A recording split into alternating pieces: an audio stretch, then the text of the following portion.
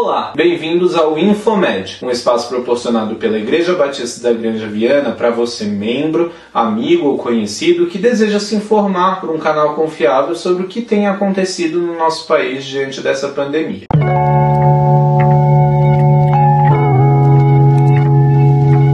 Eu sou médico generalista, eu trabalho em atenção primária à saúde e estou acompanhando um pouquinho do que tem acontecido no Brasil e no mundo. Gostaria de trazer algumas informações para vocês. A primeira informação e a mais importante de hoje é por onde eu devo me informar sobre tudo que tem acontecido. A nossa prioridade hoje é avisar que os meios de informação são muito bem definidos. A gente deve buscar fontes confiáveis, fontes que têm embasamento em fatos para informar o que estão informando. Que fontes são essas? Em primeiro lugar, a nossa recomendação é buscar sempre órgãos oficiais. A Organização Mundial de Saúde, a OMS, o Ministério de Saúde brasileiro ou as secretarias de saúde dos municípios e dos estados. Evitem se informar por meio de mídias sociais. Facebook, WhatsApp não são boas fontes. Trazem muita fake news, muito ruído na comunicação. Então não são o lugar adequado para você buscar informações sobre o que tem acontecido. Ah, mas então aonde eu vou ver? Nos sites oficiais só? Não, a gente também tem canais da grande imprensa, que são confiáveis na medida em que são comprometidos com o jornalismo de qualidade. A gente pode citar Globo, Folha, Estadão, UOL. Bom, vamos falar um pouquinho sobre a pandemia então.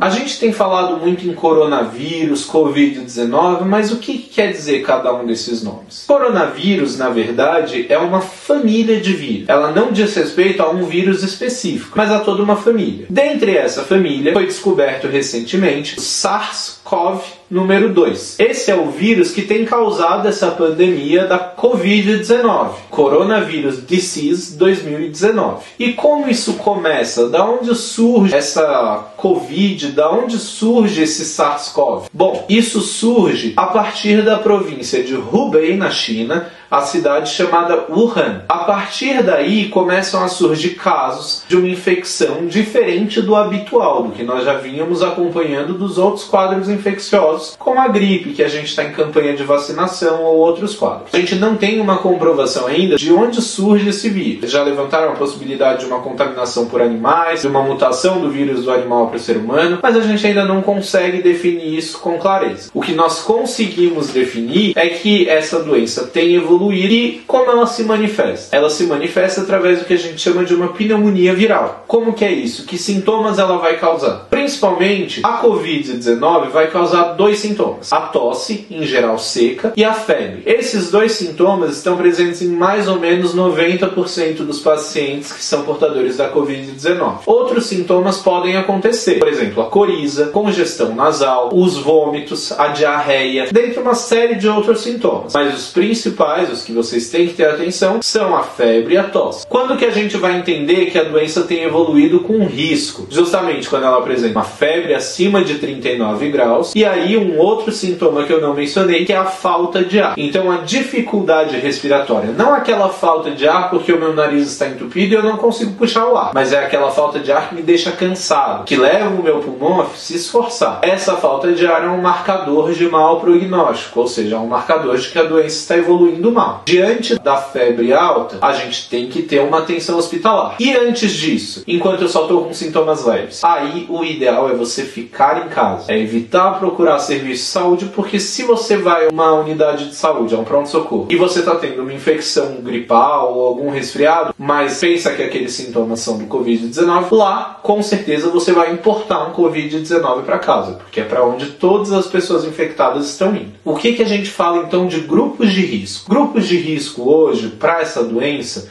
são os grupos que são mais vulneráveis a ela. Qual é o conceito? Basicamente, como é uma doença viral, não existem remédios específicos para tratá-la. A gente dá apenas remédios sintomáticos para aliviar os desconfortos, por exemplo, da febre ou da tosse, e a gente espera que esse quadro passe, que esse quadro melhore. Como que ele vai melhorar? Porque a minha imunidade vai combater os vírus. Então, por que a gente fala em grupos de risco?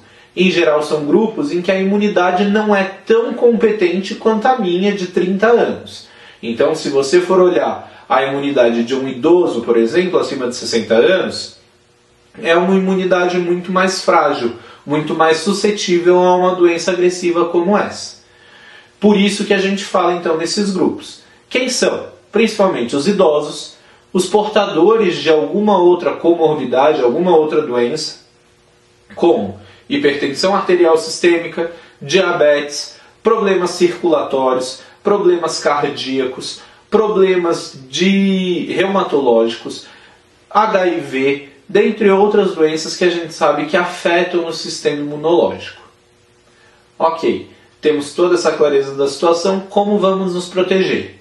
Basicamente, as técnicas de proteção são essas que têm sido noticiadas. A lavagem de mãos frequente, as medidas de etiqueta respiratória, ou seja, eu vou tossir, vou espirrar, cubro o meu rosto com a mão, cubro o meu rosto com a região do cotovelo, para que essas gotículas que eu jogo no ambiente não se propaguem muito.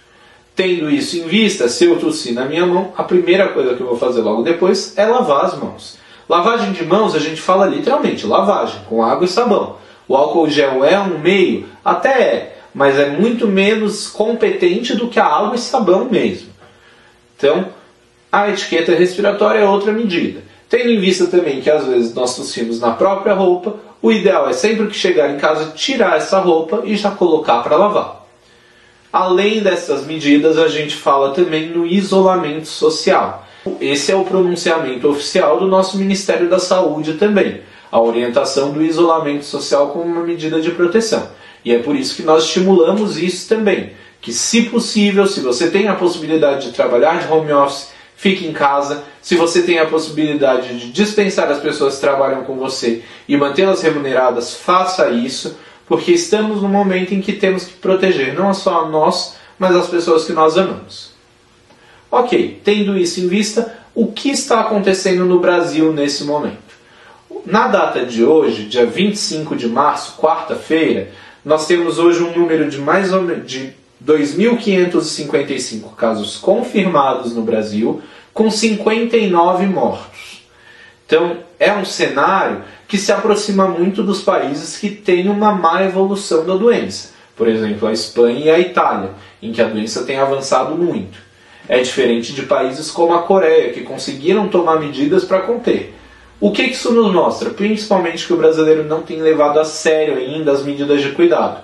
A lavagem de mão, a questão do isolamento social.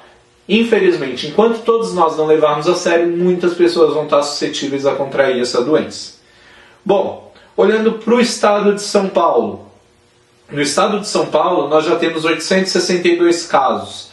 Já é basicamente uma lavada no segundo lugar, que é o Rio de Janeiro, com 370 casos. Então, São Paulo tem se tornado um epicentro dessa epidemia, dessa pandemia, na verdade. Com relação a todo esse cenário, o nosso estímulo, então, é que as pessoas passem a se cuidar melhor. É que respeitem o isolamento social, cuidem dos nossos idosos e das nossas famílias. Essa é a mensagem de hoje, essa é a informação que nós gostaríamos de passar hoje. Por favor, se vocês curtiram, se vocês gostaram do que foi dito aqui, se acrescentou de alguma forma, curtam a nossa página, sigam o nosso material de devocionais também e tudo que tem sido produzido pela nossa Igreja Batista da Granja Viana. Não deixem de fazer parte da comunhão com os seus irmãos, mesmo que online. Jesus já venceu essa pandemia também, no momento em que decretou sua vitória na cruz. E não existe nada, mas nada que pode nos separar do amor dele. Que Deus abençoe a todos vocês e até a próxima.